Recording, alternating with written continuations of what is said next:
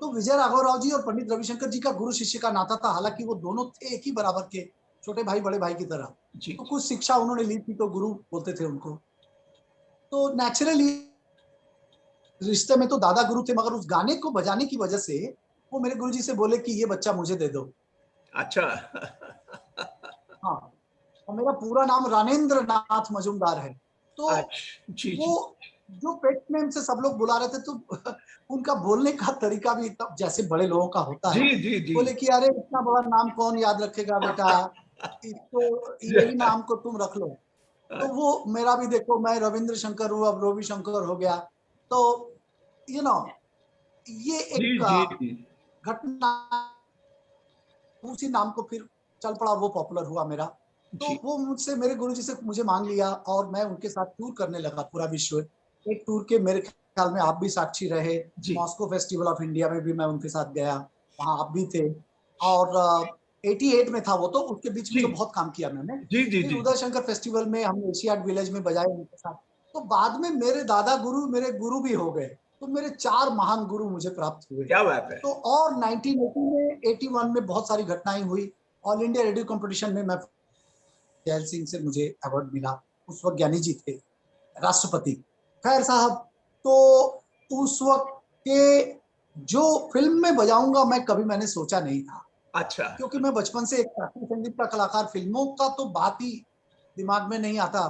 Film line को कोई हम नफरत की नजर से नहीं देखते या कुछ नहीं, मतलब उस तरफ ध्यान ही नहीं जाता। जी जी जी सीधी सी बात की भाई, हम क्लासिकल है तो क्लासिकल बजा रहे हैं, जी जी जी। शास्त्रीय संगीत बजाना, राग रागिनी, तिहाइयाँ, कठिन कठिन अछोब राग, अछोब राग और अप्रचलित राग, रेयर रागास जिसको बोलते हैं हम लोग। जी जी तो जी।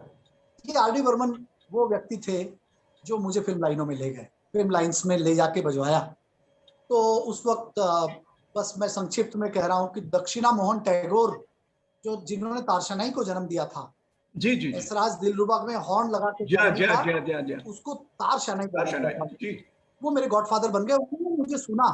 अच्छा। एक गाना मैं ऐसे ही रविंद्र जैन के वहां बजा रहा था, किशोर कुमार जी का।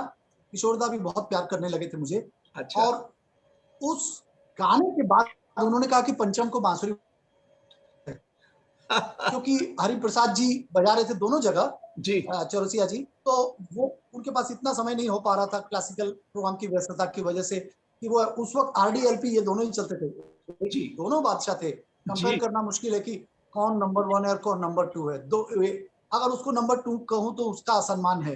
दोनों अपने आप में बादशाह, आरडीएलपी। तो यहाँ पे बांसुरी की थोड़ी कमी हो गई थी, बांसुरी वादक की। पंचम दा के वहाँ हमारे पंचम मैजिक, तो वहां ले गए मुझे, और पहला गाना मैंने बजाया। पंचम दा 2 ही प्रश्न थे, आज भी याद है मुझे। जी। वो 2 प्रश्न थे डेविड साहब, कि तुमको बंगला में बोले, तुमको खमाज आता है राग, और तुमने कभी बैकग्राउंड म्यूजिक बजाया? तो मैंने खमाज के लिए कहा हाँ। अच्छा। बैकग्राउंड म्यूजिक कभी बजाया? तो मैंने कहा ना। तो बोले मोटेशन लिखने आता है? मैंने कहा हाँ। तो बड़ा खुश हुए। और उस जमाने में हमारे बड़ा नहीं था, बाद में इसको बोले कि चलो हॉलीवुड का छोटा भाई बना दिया जाए, तो इसको बॉलीवुड नाम दे दो। तो बॉलीवुड नाम उस वक्त फिल्म इंडस्ट्री बोलते थे हम लोग, जी। फिल्म जगत। तो खैर साहब, मैसेंजर्स हुआ करते थे। मैसेंजर का एक पोस्ट होता था, लोगों जी हाँ आम आदमी बिल्कुल। को बड़ा, हमारे इंडस्ट्री के हमारे इनसाइडर है, हम लोग जानते हैं मैसेंजर का फोन आया, देखो जाना है उधर। जी तो जी मैसेंजर का एक बड़ा पोस्ट होता था उस जमाने में, जी जो हाँ बिल्कुल। जिनका काम ही हुआ करता था सबको मैसेज देना। जी तो क्योंकि म्यूजिक एक्टर खुद इतने लोगों को, 100 लोगों को कैसे फोन करे। तो मैसेज राजू को बोला, राजू इधर आ, कल अच्छा से इसको परमानेंट कर दे मेरे यहाँ। अच्छा। तो मैं उनके साथ इतना प्रेम करने लगे। एक चित्र अभी मैं लाने भूल गया, मैं पोस्ट करूंगा, जिसमें जी पंचम दा मेरे पास बैठ के मेरा क्लासिकल प्रोग्राम सुन रहे हैं अपने मृत्यु से पहले। इतना प्यार करने लगे, मेरा प्रोग्राम सुनने आते थे धोती बिल्कुल। कुर्ता पहन के। उसी दिन धोती कुर्ता पहनते थे जब उनको क्लासिकल प्रोग्राम सुनने जाना हो। आप अच्छा। सोच सकते हैं। ऐसी यादें मैं ताजा कर रहा हूँ आज। कितनी बड़ी बात, कितनी बड़ी बात। बल्कि बहुत तो सारे पंडित जी, मैं यहाँ पर एक बात मैं ये भी इस वक्त अपने को याद दिला रहा हूँ कि शायद वो एक ऐसा वक्त था 80s का कि जब आर.डी. बर्मन साहब जो हैं इतनी बड़ी लेजेंड रही, लेकिन एक व्यक्ति के समय में कोई ना कोई जीवन काल में कोई ना कोई ऐसा पीरियड आता है जब वो टूटने लगता है। हर के साथ होता है। तो शायद वो पंचम दा का ऐसा वो पीरियड था, एक लीन पीरियड कह सकते हैं, जिसमें आपकी मुलाकात उनसे हुई और उस मुलाकात के अंदर जब जुड़े और आपने फिर से रिवाइव, बल्कि प्रॉपर वर्ड है रेजोरेक्शन, पुनर्जीवित आपने जो बजा कर करा है, कुछ ना कहो कुछ तो ना कहो, वो वाला जो गाना आपने बजाया है, वो उस फिल्म का 1942 का जो अपना रुतबा बना, वो आपकी इसी ट्यून के साथ जो आपने इंट्रो म्यूजिक जिसे कहेंगे वो करा। मैं तो बल्कि ये गुजारिश करूंगा, अगर पंडित जी आप थोड़ा सा इसके सुर पर जाके दिखा दें तो हमारे दर्शक जो हैं वो बड़ी वाह वाह करेंगे और आपकी तरफ से एक बड़ी दक्षिणा और बहुत बड़ा प्यार मिल जाएगा हमें। कुछ ना कहो कुछ तो कहो, 1942 अवश्य। Love story. हाँ, आज तो मेरा प्रोग्राम नहीं है, मगर इतनी अच्छी आपने बात कही तो मैं उस धुन को, उस कहते हैं ना कि दिस सॉन्ग इज ब्लेस्ड, तो वो इंट्रो म्यूजिक ब्लेस्ड था, क्या उसमें बात है, ब्लेसिंग्स थी। बिल्कुल ठीक कह रहे हैं, बिल्कुल। तो वो, और एक बात मैं बजाने से पहले कहना चाहूंगा जी कि जब मैं गया तो पंचम दा मुझे एक बात कहते थे, ये मेरे लिए बहुत लकी है, ये आया मेरे पास तो मुझे फिल्म फेयर अवार्ड मिला, वरना मेरे साथ तो इतनी पॉलिटिक्स हुई कि कितनी मेरे बड़ी बात अमर बता प्रेम रहे को हैं आप, कितनी बड़ी, बहुत बड़ा राज खोल दिया, बहुत बढ़िया, थैंक यू, बहुत बड़ी बात। वो एक बार बोले कि मेरे अमर प्रेम को भी दिया नहीं गया फिल्म फेयर अवार्ड, मगर उनको फिल्म फेयर अवार्ड की जरूरत नहीं थी, जी पब्लिक के हार्ट का फेयर मिल चुका था, तो फिल्म फेयर की क्या जरूरत है। जी तो आप सोचिए कि तो लोग कहेंगे या ये क्या हुआ, या चिंगारी जैसे गानों को भी फिल्म फेयर अवार्ड नहीं दिया गया, हाय हाय तो हाय। कितना हमारे फिल्म इंडस्ट्री में चलता है मैनिपुलेशन, और उस सबके विक्टिम ऑफ मैनिपुलेशंस पंचमदा रहे, क्योंकि उनको बिल्कुल ठीक पॉलिटिक्स है। नहीं आता था जी जी और जी उनको आता था म्यूजिक, इसीलिए वो सेमी गॉड हो गए आज। जी। और जो उसका तो पंचम अनफिनिश्ड जर्नी डॉक्यूमेंट्री में थोड़ा सा खुलासा किया है मनोरी दादा ने, क्योंकि वो किसी से डरते नहीं थे, तो कैमरे में आके जो बोलना था बोल दिया उन्होंने। कुछ नाम भी लिए मनोरी दादा ने निडर होके, क्योंकि सच्चाई बोलने के लिए थोड़ी ताकत भी चाहिए, बिल्कुल बिल्कुल तो वो बिल्कुल दादा ताकत ठीक कह रहे मनोरी हैं। दादा में थी। जी जी जी जी सच्चाई बोलना सबके बस की बात नहीं है। जी तो बिल्कुल ठीक मनोरी दादा बोले कि मैं तो अभी 75 साल का हो गया हूँ, मुझे क्या डर है, मैं बोलूंगा जो बोलना है, ऐसा करके बोल दिया उन्होंने। एक्चुअल जो घटना हुई थी उनके साथ, इस वजह से 87 में किशोरदा गुजरे, 88 से 90 80 87 तक तो टॉप में रहे पंचमदा, जी और 88 से थोड़ा गिरने लगा, और फिर गिरते गिरते कैरियर थोड़ा सा डिप्रेशन में चले गए, तो उसका कारण इंडस्ट्री के इनसाइडर का पॉलिटिक्स रहा। तो जब कुछ ना कहो रिकॉर्ड हुआ, तो अच्छा मैं वो कहूं कि लक्की क्यों कहा था उन्होंने, अच्छा क्योंकि बाद में जो म्यूजिक अच्छा था, मगर अच्छा तो अमर प्रेम कटी पतंग में दे चुके थे वो, तीसरी मंजिल वगैरह में, जिसमें सिंगर्स को तो फिल्म फेयर अवार्ड मिला, मगर पंचम दा को नहीं दिया, तो और पंचम वेरी दा के वेरी बदले सैड, किसी और को वेरी दिया वेरी सैड। गया। वेरी सैड, ये इंडस्ट्री में होना नहीं चाहिए। जी जी बिल्कुल ठीक। आज, हाँ, आज फिर से वो बातें उठती है, जब सुशांत सिंह राजपूत जैसे लोग गुजर जाते हैं तो फिर वो बातें उठती है, मगर जहां भी ऐसी चीजें हो, वो नहीं होनी चाहिए। मेरा दरखास्त है कि मैं तो कोई नेपोक्रिट्स नहीं था, मगर फिर भी मेरा नाम हुआ, मुझे जद्दोजहद करनी पड़ी, तो मैं अपने आगे आने वाले बच्चों से ये कहना चाहता हूं जी कि टूटना नहीं बच्चों, सचमुच हरिवंश राय बच्चन के उस बात को याद रखना, जिसमें मैंने एक लाइन और जोड़ दिया, क्योंकि मैं कवि भी हूँ, जी कविताएं भी लिखता हूँ।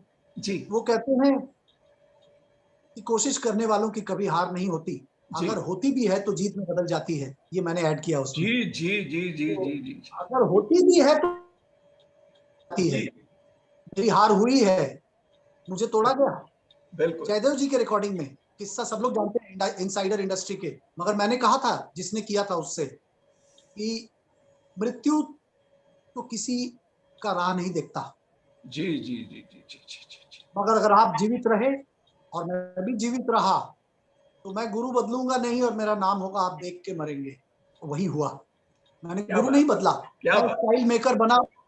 और वो देखते, फिर जब मेरा नाम हुआ तो आके स्टेज में पांव पड़ गए मेरे। मैंने कहा आप बड़े हैं, क्यों पांव पड़ रहे हैं? बस आप दूसरे को ऐसे मत बोलिएगा जो आपने मुझसे कहा। ओ, आपके कहने से मेरे और शक्ति बढ़ गई। तो सब में मेरी जितनी ताकत नहीं होती, क्योंकि मेरी आध्यात्मिक ताकत बहुत थी।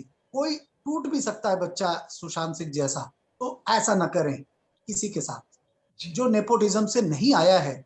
मेरे पिताजी तो होम्योपैथिक डॉक्टर थे, जी तो जी जी। मेरे को कई, क्योंकि मैं फेमस बाप का, आपको कई पंडित जी लोग, वो मैं नाम नहीं लूंगा, कई होम्योपैथिक लोग मेरे डॉक्टर तो साथ थे बजाना और बंद साथ कर साथ दिए। में बांसुरी भी शायद बजाते थे, और आप आपको सिखाया भी उन्होंने शायद शुरुआत में, आपके वालिद जो थे। एकदम एकदम। हाँ, जी हमें पता है ये बात। मेरे पिताश्री बहुत अच्छा बांसुरी बजाए। जी। क्योंकि पन्नालाल घोष के शागिर्द थे वो। अरे वाह और वाह मेरी वाह वाह। डॉक्यूमेंट्री जो फिल्म फिल्म डिवीजन ने बनाई है, तो उस बांसुरी वाला में पिताजी का एक शॉट है, लोग सुनते हैं अच्छा अभी भी, मेरे साथ बजा अच्छा, रहे हैं वो जुगलबंदी। क्या बात है, वाह वाह। अच्छा पंडित जी वो बात तो रह गई फिल्म हमारी डिवीजन ने वो कि शॉट पिताजी जी को, जी जी जी, आप वो हाँ, वो 1942 बात वाला से जो थोड़ा कैरेक्टर बजा के दिखाएंगे दर्शकों के लिए, कुछ तो कहो, कुछ आप जरूर लाइन। दिखाऊंगा। तो पंचम दा को जिस, मेरे जाने के बाद जिस फिल्म के लिए फिल्म फेयर अवार्ड मिला, वो था सनम तेरी कसम। फैंटास्टिक, बहुत बहुत गजब की बात बता दी आपने, हाँ, वाह वाह वाह वाह। यस। तो उससे वो मुझे बोले कि ये लकी है मेरे लिए। जी तो जी सनम तेरी कसम, फिर बाद में तो उनको मासूम के लिए भी मिला, जी, तो नैना एक कहानी। बहुत बड़ी बात है, तो बहुत बड़ी बात है। बहुत बड़ी बात। तो जी अभी जो जो जनता है, जो पंचम दा के उन मीठे स्वरों को सुनना चाहती है, जी, उनसे ये कहूंगा कि जिस थीम पीस से शुरू हुआ, उन्होंने एक आशीर्वाद दिया था मुझे पंचम दा ने, कि देखना ये तेरा पीस भी हिट हो जाएगा गाने के साथ साथ, और वही क्या हुआ। बात है। मगर उसके सक्सेस को देखने के लिए वो जीवित नहीं रहे। फिल्म गाना रिकॉर्ड हुआ, बैकग्राउंड म्यूजिक होते होते वो गुजर गए। फैंटास्टिक। फिल्म पूरी हो गई थी, प्लीज, बैकग्राउंड म्यूजिक हम लोगों ने उनको बिना ही बजाया। तो मैं उनको श्रद्धांजलि देने के लिए वो बजा रहा हूँ। जी प्लीज प्लीज प्लीज। वाह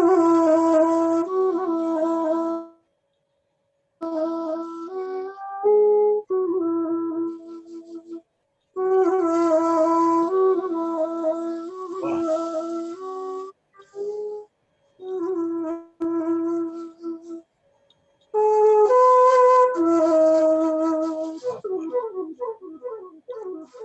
ये सब वो बीच के फिलर है, मैं जी वो भी जी, बजाता जाऊंगा। हाँ प्लीज प्लीज।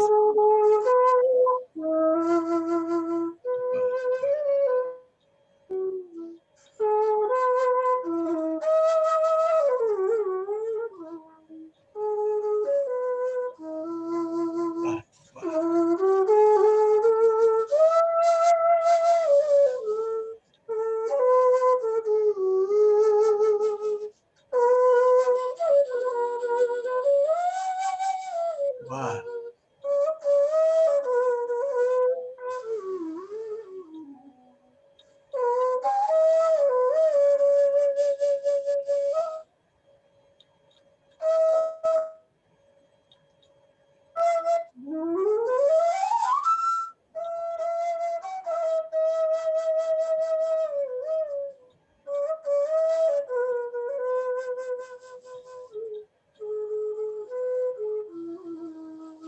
फैंटास्टिक।